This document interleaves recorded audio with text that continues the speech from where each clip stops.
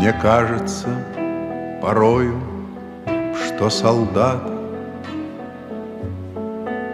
с кровавых не пришедшие полей не в землю нашу полегли когда-то,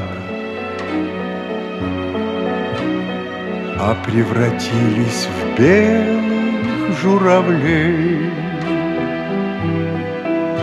Они до сей поры с времен тех дальних летят и подают нам голоса. Не потому так часто и печально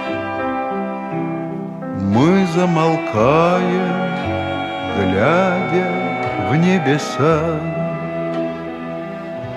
Mm-hmm.